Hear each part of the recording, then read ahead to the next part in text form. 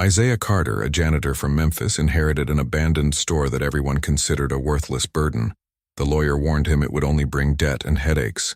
But when he forced open the door to the second floor that had been sealed for 60 years, his life changed forever. What he found inside was worth $220 million and rewrote the history of American art. Before we reveal this stunning discovery, tell us what country you're watching from. We're fascinated to see our global audience grow. If you love real-life, life-changing stories, make sure to subscribe because what's coming next is even more unbelievable. The fluorescent lights of South Park Mall hummed their tired song as Isaiah Carter pushed his janitor's cart down the empty corridor. At 42, his shoulders carried more than just the weight of mop buckets and trash bags. They bore the quiet exhaustion of a man who had spent 2 decades making other people's spaces clean, while his own life remained cluttered with bills and broken dreams. The clock on his phone read 2:47 a.m., and somewhere across town, his 17-year-old daughter Jasmine was probably still awake, earbuds in, studying for her SATs with the kind of determination that both inspired and terrified him. Isaiah paused in front of the bookstore that had closed 6 months ago, its windows now papered with "For Lease" signs. He pressed his palm against the cool glass, remembering how his father used to take him to places like this when he was Jasmine's age, running calloused fingers along book spines and whispering about the power of stories to change the world. "One day, son," his father had said, "we'll have our own place. Books and coffee and conversations that matter."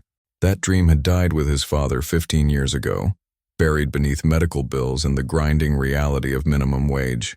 The Memphis streets were empty as Isaiah drove home, his beat-up Honda Civic rattling past the historic downtown district where empty storefronts stared back like hollow eyes.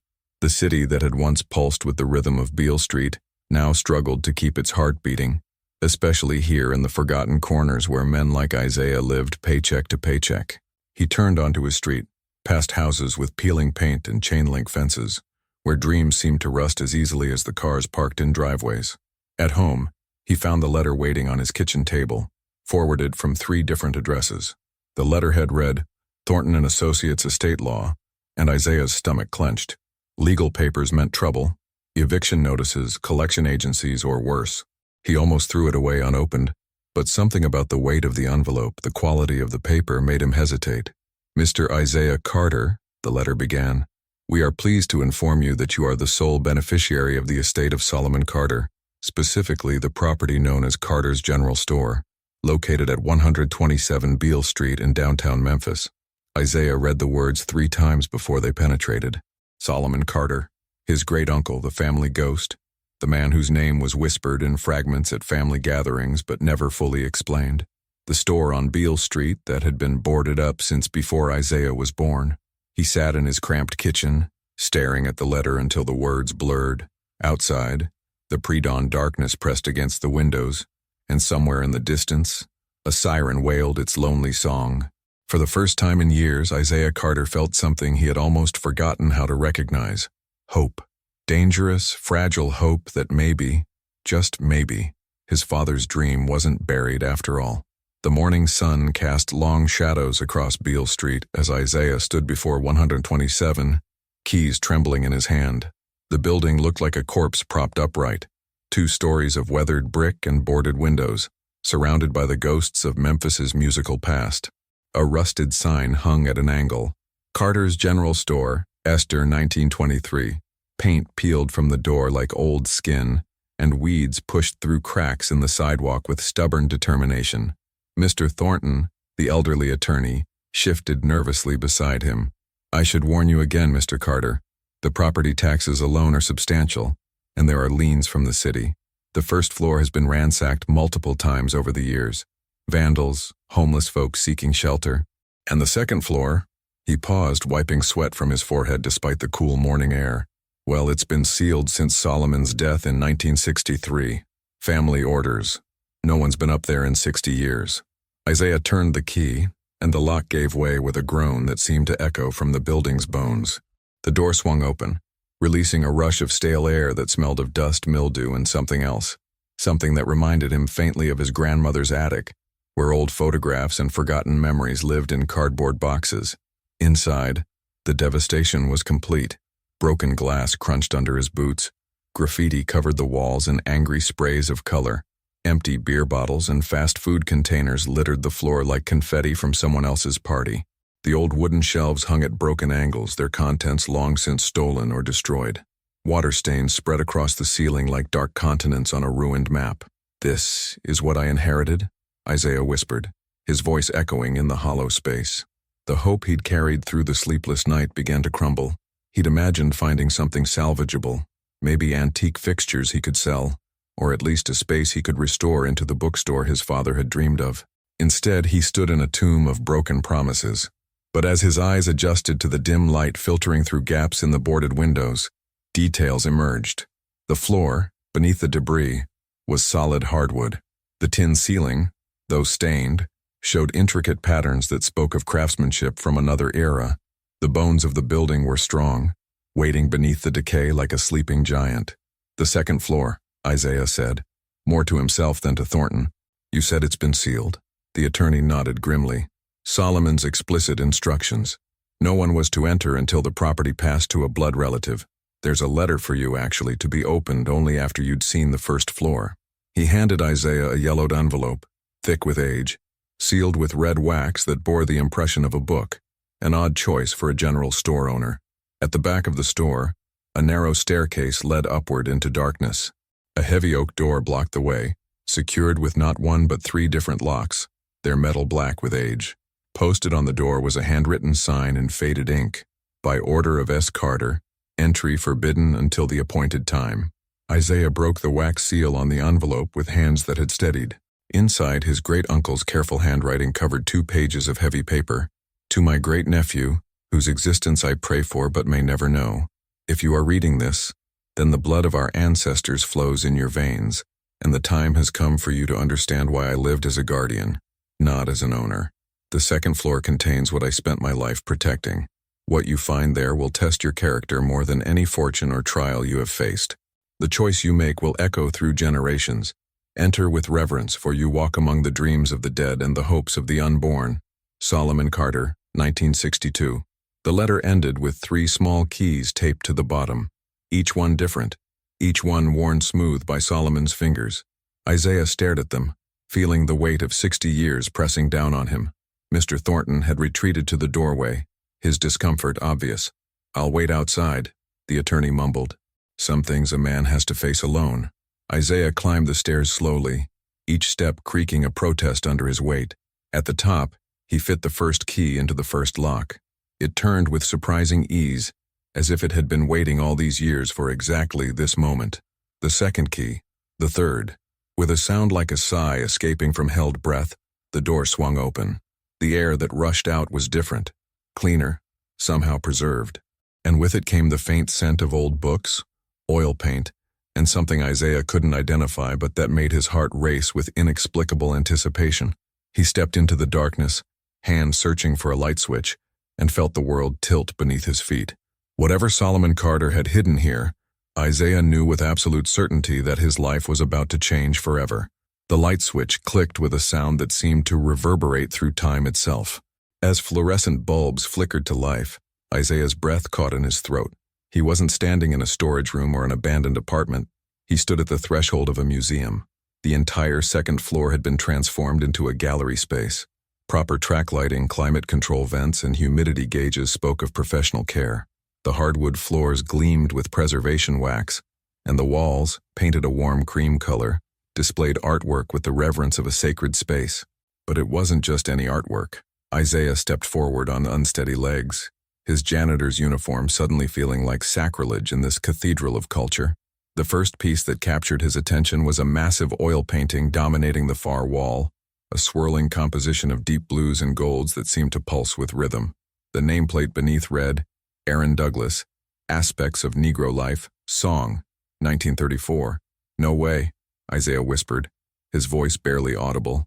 He'd seen this piece in art history books, recognized the distinctive silhouettes and jazz-age energy that made Douglas the father of African-American visual arts. But this couldn't be real. The original was supposed to be in the Schomburg Center in New York. He moved to the next piece, then the next, each discovery more impossible than the last. A bronze sculpture caught the light like captured music. Augusta Savage's The Harp, its child figures transformed into harp strings. Paintings by Palmer Hayden showed scenes of Harlem life with such intimacy that Isaiah could almost hear the laughter and conversation spilling from the canvas. A Delicate Watercolor, by Laura Wheeler. Waring portrayed a woman whose eyes held centuries of dignity and quiet strength.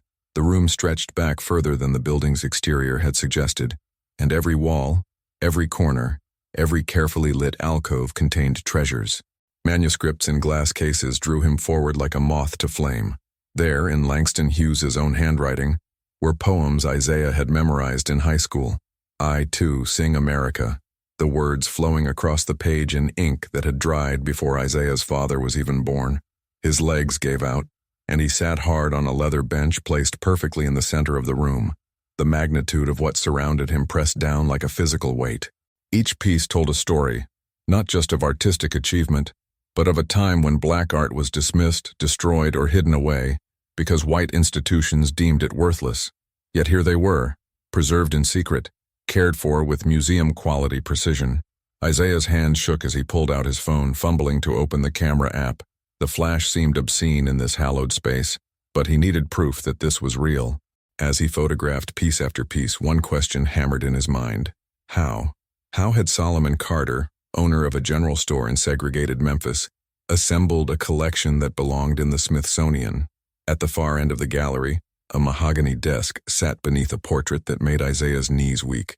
The painting showed a dignified black man in a three-piece suit, but it wasn't the subject that stopped Isaiah's heart. It was the signature in the corner. Jacob Lawrence, 1945. This was Lawrence's work, the master of the migration series, and the subject. Isaiah stepped closer, studying the face in the portrait, the strong jaw, the intelligent eyes, the way the man held his shoulders with quiet pride. He'd seen those features before, staring back at him from mirrors his entire life. This was Solomon Carter, painted by one of America's greatest artists, displayed in the secret gallery he'd created. On the desk beneath the portrait lay a leather-bound ledger, its pages filled with Solomon's meticulous handwriting. Isaiah opened it with trembling fingers. Collection inventory. Private archive of S. Carter Aaron Douglas pieces. 14 works. Authenticated 1952-1961. Augusta Savage sculptures. 8 pieces. Acquired directly from artist estate Langston Hughes manuscripts. 23 original poems. 4 unpublished plays. Palmer Hayden paintings. 11 works. Rescued from warehouse auction. 1957. Laura Wheeler. Waring portraits. 6 pieces. Donated by artist family. Jacob Lawrence studies. 5 preliminary works for migration series. Estimated total collection value. 1962. $47,000 current estimated value, conservative. 220,000.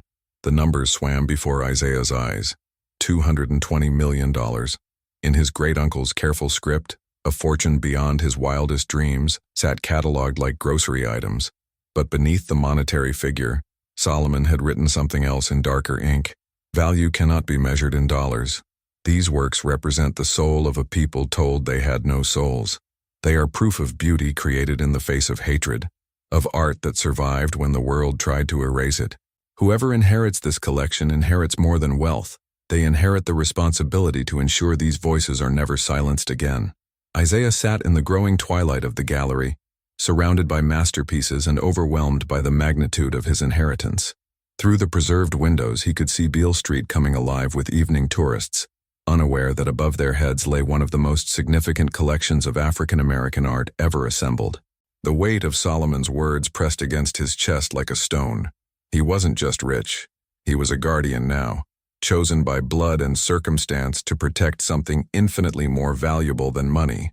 As the fluorescent lights hummed their steady song above million-dollar paintings, Isaiah Carter began to understand that his life had just become much more complicated than he'd ever imagined possible. Isaiah spent the next 3 days in the gallery, each visit revealing new layers to Solomon's carefully orchestrated preservation effort. Hidden behind the Jacob Lawrence portrait, he discovered a wall safe that opened to reveal stacks of correspondence, photographs, and documentation that told a story more incredible than the art itself. The letters painted Solomon Carter not as a simple store owner, but as a conductor on an underground railroad of culture. Correspondence from the 1940s and 50s showed him working with a network of artists, collectors, and activists who understood that in an era when black art was systematically devalued and destroyed, someone had to serve as secret guardian. One letter from Augusta Savage herself, dated 1951, brought tears to Isaiah's eyes. "Dear Solomon, I cannot express my gratitude for your willingness to preserve these pieces. The museums want nothing to do with primitive Negro art, as they call it. They would rather see it rot than give it wall space. But you understand what they refuse to see, that we are creating the visual language of our survival. When history looks back, it will be because of guardians like you that they will know we were here, that we were beautiful, that we mattered." The photographs told an even more remarkable story.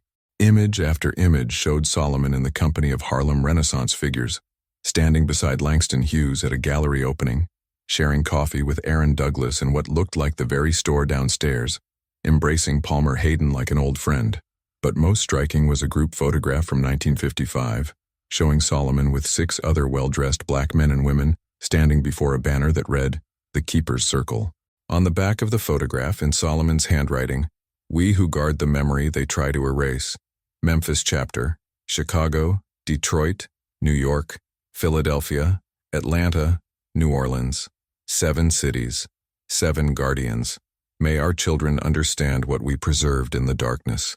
Isaiah studied each face in the photograph, wondering if any of the other keepers had created collections like this, if somewhere in those cities, other secret galleries waited to be discovered. The responsibility felt enormous. He wasn't just inheriting Solomon's collection, but his role in a network of cultural preservation that had operated in shadows for decades. The most revealing documents came from a manila folder marked, "The Memphis Archive for my heir only." Inside were newspaper clippings from the 1960s, documenting the systematic destruction of black cultural spaces during urban renewal projects. Gallery after gallery, theater after theater, library after library, all demolished in the name of progress, while their contents disappeared forever. One article, yellowed with age, showed a photograph of bulldozers destroying a cultural center just 3 blocks from Carter's General Store. Solomon had circled the image in red ink and written in the margin, "They can tear down our buildings, but they cannot destroy what we hide in plain sight." A letter from 1962 addressed to my unknown heir revealed the full scope of Solomon's sacrifice. "I never married, never had children of my own, because this work demanded everything. I watched the woman I loved leave Memphis because she couldn't understand why I spent our future on old paintings and dusty books, as she called them. I chose to be alone, so that these treasures would not be. Every dollar that should have gone to comfort, to luxury, to the normal pleasures of life went instead to authenticating, preserving, protecting. I lived poor, so that the culture of our people could live rich. The authorities know nothing. The taxman sees only a failing general store.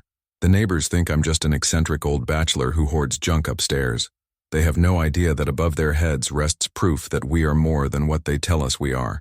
When you read this, you will face the same choice I faced. Sell for personal gain or preserve for collective memory.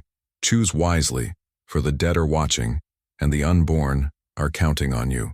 As Isaiah read these words, sitting in the chair where Solomon had undoubtedly spent countless hours cataloging and caring for his collection, he felt the weight of 60 years of sacrifice pressing down on him. The old man had lived and died alone, guarding treasures that the world would have paid millions for, ensuring they survived for a generation that might finally understand their value. But the folder contained one more item that made Isaiah's blood run cold, a series of recent letters postmarked within the last 2 years, all addressed to estate of Solomon Carter, or current owner, 127 Beale Street. Private collectors, auction houses, and shadowy dealers had somehow learned of the collection's existence. The offers grew progressively more aggressive. $50 million for the entire collection, no questions asked, immediate payment. We'll pay top dollar for any Hughes manuscripts, discretion assured. Private collector seeks African American art. Will exceed any legitimate offer by 25%. The final letter, dated just 6 months ago, was different in tone. Mr. Carter, our client has been made aware of certain items in your possession that rightfully belong to other parties. We strongly advise cooperation to avoid legal complications. Contact us immediately. Isaiah's hands trembled as he read. The secret was out. Somehow, despite Solomon's careful precautions, word had leaked about the gallery. People were watching, waiting, circling like vultures around a treasure they saw only in dollar signs. The weight of the inheritance suddenly felt less like a blessing and more like a target painted on his back.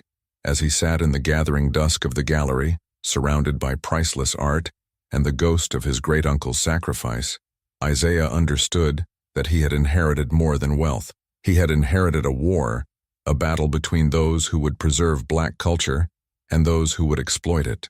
The choice Solomon had written about wasn't theoretical anymore. It was urgent, dangerous, and absolutely critical to everything these masterpieces represented. The first sign of trouble came 3 days later, when Isaiah arrived at the store to find fresh footprints in the dust around the building's perimeter. Someone had been circling the property, testing windows, looking for ways in. He installed motion sensor lights that night, his hands shaking as he mounted them to the brick exterior. Sleep had become a stranger. Every creak of his apartment building, every car door slamming in the distance sent his heart racing. The second sign came when Jasmine confronted him over breakfast, her 17-year-old eyes sharp with suspicion. "Dad, you've been acting weird. Like, really weird. You disappear every day after work, you won't tell me where you're going, and yesterday I saw you Googling art authentication and private security companies. What's going on?" Isaiah pushed eggs around his plate, unable to meet her gaze. How could he explain that he was sitting on a fortune that could pay for her college, buy them a house, secure their future for generations, but that claiming it might put them both in danger? "It's complicated, Jazz. Just trust me, okay?" "Trust you?" She slammed her fork down. "Dad, we got another eviction notice yesterday. Mrs. Patterson next door is asking if we need help with groceries again. I'm wearing jeans with holes in them to school while you're running around downtown like you're solving some mystery. If there's something that can help us, why won't you tell me?" The frustration in her voice cut deeper than any blade. Isaiah looked at his daughter, beautiful, brilliant, deserving of every opportunity the world could offer, and felt the weight of Solomon's choice crushing down on him. How many nights had his great-uncle sat alone, knowing he could sell just one piece and live comfortably, but choosing sacrifice instead? That afternoon, the pressure intensified. Isaiah was carefully photographing a previously undiscovered Romare Bearden collage when his phone rang with an unknown number. "Mr. Carter?" The voice was smooth, professional, with the slight hint of an accent Isaiah couldn't place. "My name is Dr. Marcus Whitfield. I represent certain parties interested in African American cultural artifacts. I believe you've recently come into possession of some items that might interest us." Isaiah's mouth went dry. "I don't know what you're talking about." "Mr. Carter, please. We know about the gallery. We know about Solomon's collection. What we're offering is a clean, quiet transaction that could make you very wealthy, while ensuring these pieces are properly preserved in appropriate institutions." "How do you know about—" "A security guard at the Smithsonian noticed when you emailed photographs for authentication last week. Word travels fast in our community. The question is, do you want to handle this professionally, or do we need to involve lawyers regarding the questionable provenance of certain pieces?" Isaiah hung up, his hand shaking. He'd been so careful, so discreet, but apparently not careful enough. He stared at the Bearden collage, fragments of photographs and painted canvas that told the story of black life in America, and realized that every moment he delayed was a moment these vultures could circle closer. The paranoia consumed him. He started sleeping in the store, an air mattress beside Solomon's desk, a baseball bat within reach. He installed security cameras, motion detectors, and reinforced the locks. But the phone calls continued. Different voices, different stories, but the same underlying message. They knew what he had, and they wanted it. The crisis deepened when Jasmine followed him one evening. Isaiah emerged from the store at sunset to find her standing across the street, arms crossed, tears of anger streaming down her face. "What is this place, Dad? And don't lie to me anymore.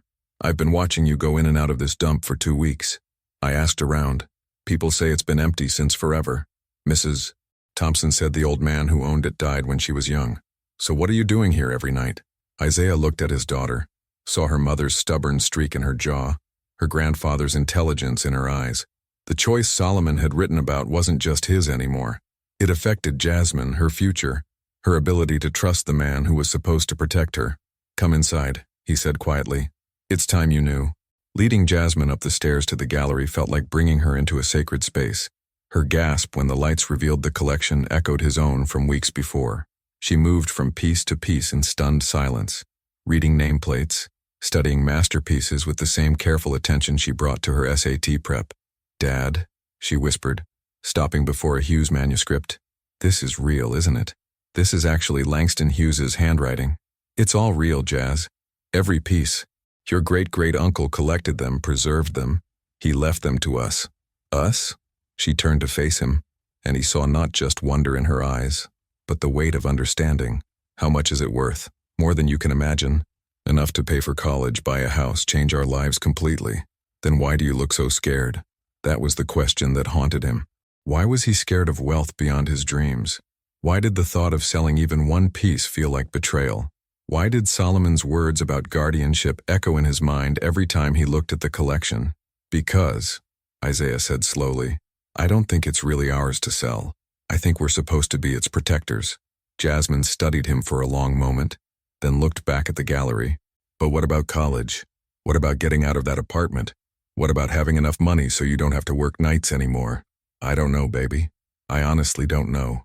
That night, as they sat in the gallery surrounded by millions of dollars of art, father and daughter grappled with a choice that would define not just their future, but their character. Outside, Memphis hummed with life, unaware that above Beale Street, two people were deciding whether to claim a treasure or become its guardians. The pressure mounted daily. More calls, more visits from interested parties, more sleepless nights. Isaiah found himself jumping at shadows, checking and rechecking the locks, wondering if the next person to call would make threats instead of offers. The weight of the decision was crushing him, and with each passing day the choice between survival and preservation became more urgent. Solomon's letter haunted him. The choice you make will echo through generations. As Isaiah watched Jasmine study the collection with growing understanding and respect, he realized that the echo had already begun. The decision crystallized on a cold February morning when Isaiah found graffiti spray-painted across the front of Carter's General Store. Sell out or get out. The message dripped down the brick in angry red letters, and Isaiah knew that whatever grace period he'd had was over. The vultures weren't circling anymore. They were landing. Inside the gallery, Jasmine sat cross-legged on the floor, reading from Solomon's journal while surrounded by masterpieces that museums would kill for. She'd been spending her afternoons there, doing homework beneath Aaron Douglas paintings, writing college essays in the presence of Augusta Savage sculptures. The transformation in her had been remarkable, from an angry teenager frustrated by poverty to a young woman beginning to understand the weight of legacy. Dad, she said without looking up from the journal, listen to this. Solomon wrote, I realize today that I am not collecting art. I am collecting proof that we existed with dignity, that we created beauty, that we were more than what they tried to make us. He wasn't just saving paintings, was he? Isaiah sat beside her on the hardwood floor, feeling the presence of every artist whose work surrounded them. No, baby, he was saving our story. Then we can't sell it. Her voice was quiet but certain. I mean, I want to go to college. I want us to have a nice house. But this, she gestured at the gallery, this is bigger than what we want. The relief that flooded through Isaiah was so intense it left him dizzy. For weeks he'd carried the burden of choice alone, torn between Jasmine's future and Solomon's legacy. But she saw it too, the responsibility that came with guardianship. What if there was another way? Isaiah asked. What if we could preserve the collection and still secure your future? That afternoon, Isaiah made a phone call that would change everything. Dr. Angela Williams, curator of African American art at the National Museum of African American History and Culture, had been one of the few people to respond to his cautious inquiries with respect, rather than greed. When he finally told her the full scope of the collection, her gasp was audible through the phone. Mr. Carter, what you're describing, this would be one of the most significant discoveries in African American art history. The Smithsonian would be honored to work with you on preservation and exhibition. Not purchase, Isaiah clarified. Partnership. Even better, we have programs for privately owned collections. You could maintain ownership while we provide authentication, conservation, and rotating exhibitions. The insurance value alone would secure your family's future, and the cultural impact would be immeasurable. Within days, the quiet store on Beale Street buzzed with activity. Conservators arrived with specialized equipment. Art historians gasped over pieces they'd thought were lost forever. Dr. Williams stood before the Jacob Lawrence portrait of Solomon with tears in her eyes, understanding immediately the magnitude of what the old man had accomplished. But Isaiah's vision extended beyond museum partnerships. Standing in the gallery one evening, watching experts carefully examine each piece, he realized that Solomon's greatest achievement wasn't just preservation, it was education. These works needed to come home to Memphis, to the community where they'd been hidden and protected. The idea took shape slowly, nurtured by conversations with community leaders, historians, and city planners. The first floor of Carter's General Store would become a community cultural center. The gallery upstairs would remain intact, offering free admission to Memphis residents while charging minimal fees to tourists. A percentage of all proceeds would fund scholarships for young Black artists and provide free arts education programs. The Solomon Carter Foundation for Black Arts and Heritage was born in the spring, announced at a community meeting that packed the renovated first floor of the store. Isaiah stood before neighbors who'd known him only as the quiet janitor from the apartment complex, explaining how his great-uncle had secretly preserved treasures that belonged to all of them. "This isn't my collection," he said, voice steady despite his nervousness. "It never was. It belongs to every child who needs to see proof that their ancestors created beauty. It belongs to every teenager who questions whether their dreams matter. It belongs to every adult who is told that Black art has no value." Solomon Carter didn't save these pieces for one person. He saved them for all of us. The response was immediate and overwhelming. Volunteers emerged from the crowd, retired teachers offering to lead tours, local artists proposing workshops, historians eager to research the collection's provenance. Ms. Patterson, Isaiah's elderly neighbor who'd been quietly helping with groceries, stepped forward with tears in her eyes. "My grandmother used to clean house for white folks who had paintings on their walls," she said. "She'd come home and describe them to me, how beautiful they were, how she wasn't allowed to touch them. She never knew that people who looked like her were creating art just as beautiful. I wish she could see this." The grand opening of Solomon's Sanctuary arrived on a perfect Memphis morning in June. The line of visitors stretched down Beale Street, families, students, tourists, and locals who'd lived their entire lives 3 blocks away, but had never known what treasures lay hidden above their heads. Isaiah stood at the entrance, greeting each person, watching faces light up as they climbed the stairs to the gallery. Jasmine, now 18 and headed to Spelman College on a scholarship partially funded by the foundation, served as the lead youth educator. Isaiah watched her guide a group of middle school students through the collection, explaining how Romery Bearden used fragments to create wholeness, how Augustus Savage fought for the right to study art in Paris, how Langston Hughes found music in words. "Art isn't just decoration," Jasmine told the wide-eyed kids. "It's proof. Proof that we were here, that we created beauty, that we mattered. Every time you see a painting or read a poem by someone who looks like you, remember that somebody fought to preserve it for you to see." The impact rippled outward. Memphis tourism increased as word spread about the extraordinary collection hidden in plain sight for 60 years. Other keepers emerged from shadows. An elderly woman in Chicago revealed her grandmother's cache of Harlem Renaissance photographs. A family in New Orleans donated rare jazz manuscripts. The network Solomon had written about was real, and the success in Memphis inspired others to step forward.